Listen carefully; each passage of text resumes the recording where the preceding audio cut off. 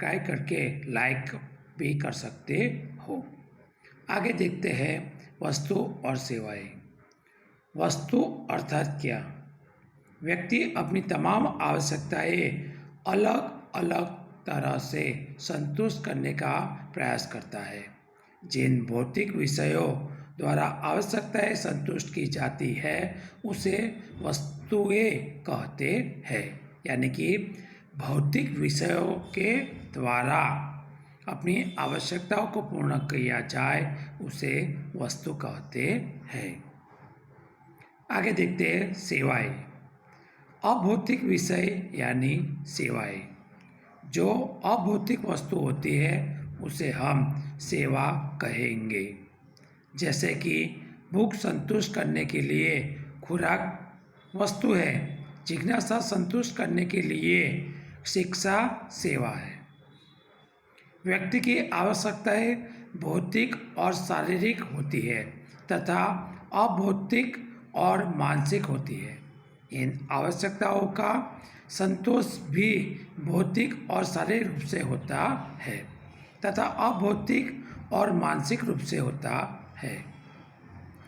खाना पीना, घूमना, खेलना यह भौतिक शारीरिक आवश्यकता है। जिसे संतुष्ट करने वाले परिबल भी भौतिक अर्थात उन्हें मापा जा सके ऐसा होता है। जो वस्तु है और मानसिक आवश्यकताओं को संतुष्ट करने वाले विषय है उसे सेवा कहते हैं। जैसे कि संगीत। संगीत जो है एक प्रकार से वो क्या है? सेवा है, अभौतिक वस्तु है संगीत। समझ रहे हैं दोस्तों? दूसरा देखा जाए तो शिक्षा, वो भी अभौतिक वस्तु है। तो देखते हैं उसमें आगे वस्तुओं के प्रकार। आवश्यकताओं को संतुष्ट करने वाली चीज वस्तुओं और सेवाओं का वर्गीकरण नीचे दर्शाए गए अनुसार दिया है। आप किताब में भी दोस्तों देख सकते हो। यहाँ पर देखा जाए तो वस्तु के प्रकार 5 दिए गए हैं। एक, भौतिक और अभौतिक वस्तुएं। दूसरा, सर्वसुलभ और आर्थिक वस्तुएं। तीसरा, टिकाऊ और नाशवान वस्तुएं। चौथा, निजी और सार्वजनिक वस्तुएं। और पांचवा, उपभोग की वस्तुएं और उत्पादक वस्तुएं। दोस्तों, तो ये वस्तु के 5 प्रकार हैं। देखते हैं उसमें पहला प्रकार भौतिक और अभौतिक वस्तुएं। भौतिकता के आधार पर वस्तु के 2 प्रकार हैं।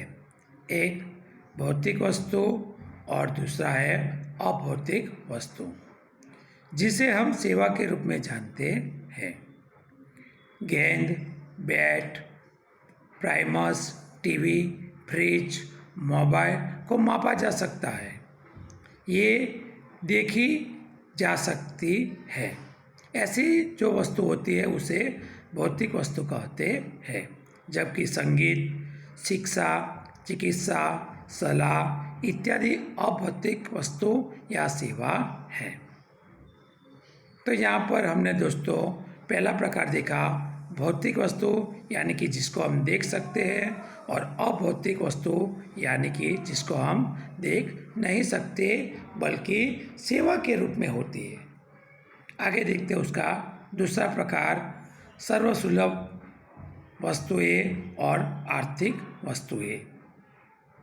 जिन वस्तु या सेवा की पूर्ति पर किसी का अंकुश न हो और जो वस्तु या सेवा किसी को भी जब चाहिए, जितने प्रमाण में चाहिए तो वो प्राप्त कर सकता हो, तो उसे सर्वसुलभ वस्तु कहते हैं।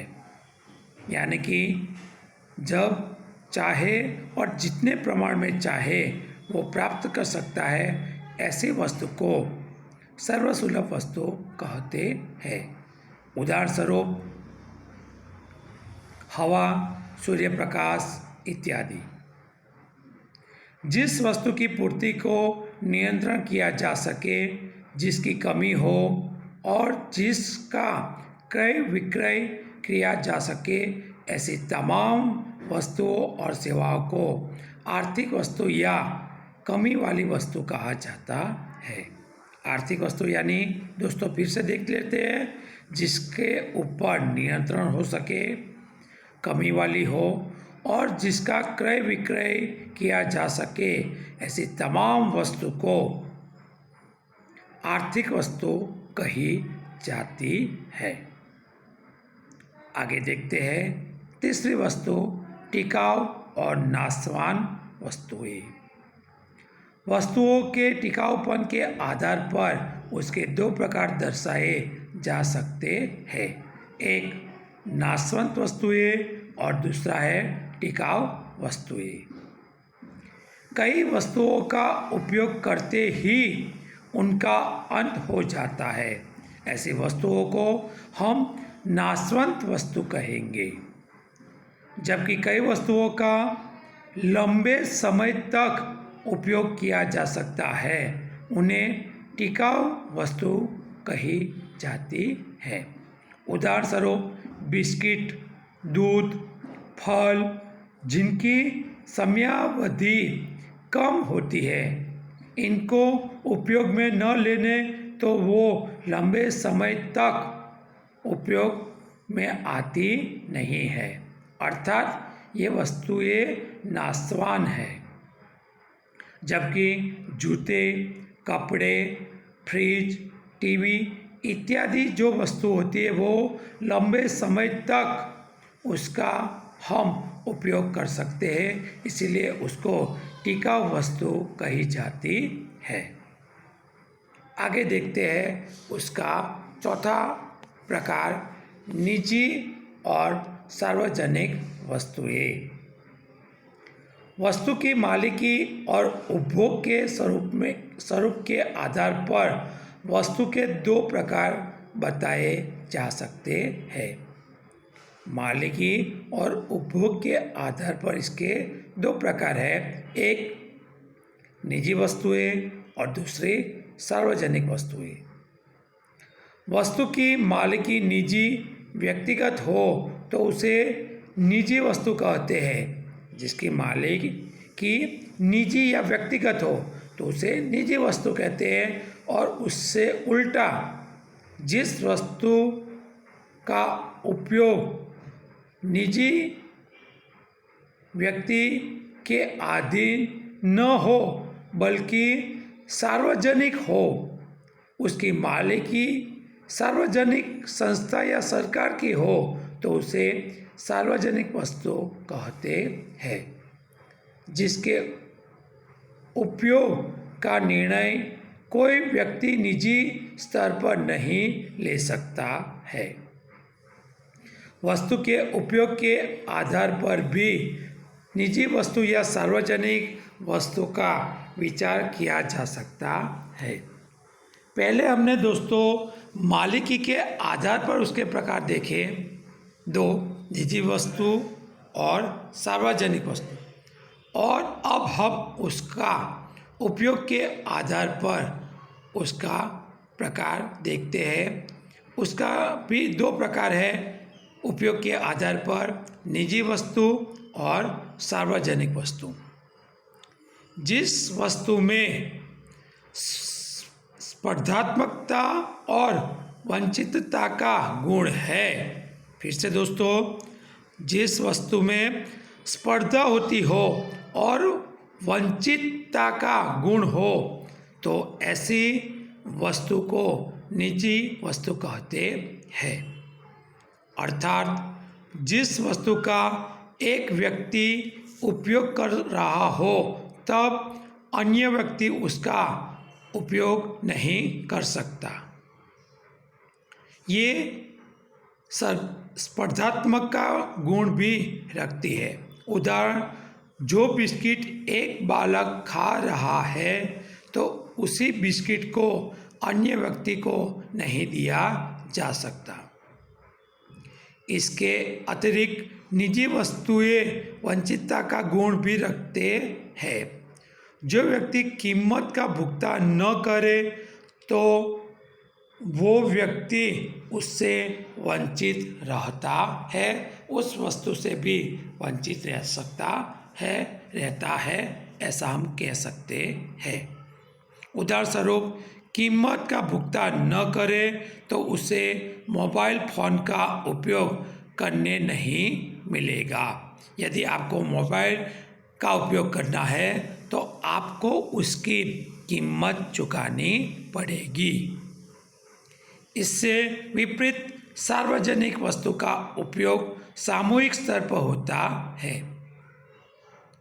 निजी वस्तु के उपयोग के आधार में उसका निजी उपयोग हो रहा था वस्तु का, जबकि सार्वजनिक वस्तु में उसका उपयोग सामूहिक स्तर पर होता है। ये अस्पर्धात्मकता और अवंचितता का गुण धराता है या रखते हैं। यानी कि ये वस्तुएं अस्पर्धात्मकता और अवंचितता का गुण भी रखती है, यानी कि सार्वजनिक वस्तुएं। अस्पर्धात्मकता अर्थात एक व्यक्ति वस्तु का उपयोग करे फिर भी अन्य व्यक्ति के उपभोग में कमी नहीं होती है। उदाहरण स्वरूप बगीचे का लाभ एक व्यक्ति ले तो दूसरे के लाभ में कमी नहीं होती है। अवंचितता का गुण अर्थात जो कीमत नहीं चुकाता है उसे वस्तु या सेवा के लाभ से वंचित नहीं रखा जा सकता है। संक्षेप में, जो निजी मालिकी है व्यक्तिगत तौर पर उपयोग करते हैं उनके उपभोग का क्षेत्र सीमित है क्योंकि वे निजी वस्तुएं हैं। जिस वस्तु का उपयोग सामूहिक स्तर पर किया जा सकता है, जिसकी मालिकी सामूहिक व्यक्ति की या सरकार की है, जिनके उपभोग का क्षेत्र विशाल है, वे सार्वजनिक वस्तु है। आगे उसमें आखिरी प्रकार देखते हैं, पांचवा, उपभोग की वस्तुएं और उत्पादक की वस्तुएं। मानवीय आवश्यकता संतुष्ट करने वाली वस्तुओं एक दो तरह से संतुष्ट करता है, दो तरह से उसका उपयोग कर सकता है। एक प्रत्यक्ष और दूसरा परोक्ष रूप से। उदाहरण, खुराक मनुष्य की आवश्यकताओं को प्रत्यक्ष रूप से संतुष्ट करती है, जबकि खुराक तैयार करने के लिए बर्तन परोक्ष रूप से आवश्यकताओं को संतुष्ट करते हैं। कपड़े प्रत्यक्ष रूप से आवश्यकताओं को संतुष्ट करते हैं, जबकि कपड़ा बनाने के लिए उपयोग में लिए जाने वाला कपास या उसका धागा उत्पादन में उपयोग में लिए जाते हैं। तो ये उसका परोक्ष रूप से उपयोग होता है, परोक्ष रूप से वो संतुष्ट करता है। इस प्रकार जो वस्तुएं प्रत्यक्ष उपभोग या उपयोग के द्वारा आवश्यकता को संतुष्ट करती है उन्हें उपभोग की वस्तुएं कही जाती है। जो उत्पादन प्रक्रिया में भाग लेकर तुष्टिगुण का सृजन करने में मदद रूप हो वे उत्पादक वस्तु कही जाती है। ट्रैक्टर उत्पादन में उपयोग में ली जाने वाली मशीन इत्यादि उत्पादक वस्तुएं हैं। तो दोस्तों, बस आज के दिन के लिए बस इतना ही देखते हैं। अस्तु।